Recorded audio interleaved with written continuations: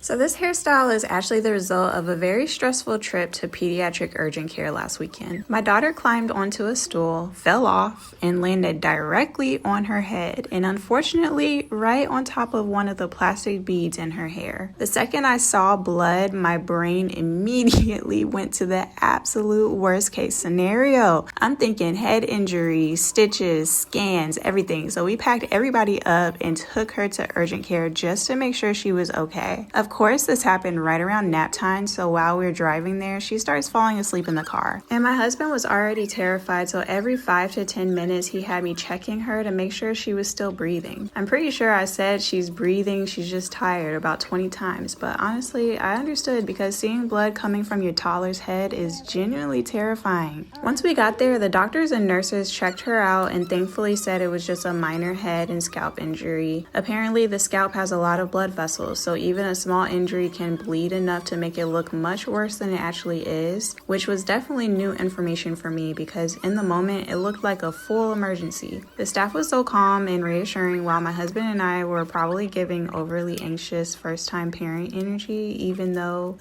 we technically have 2 kids.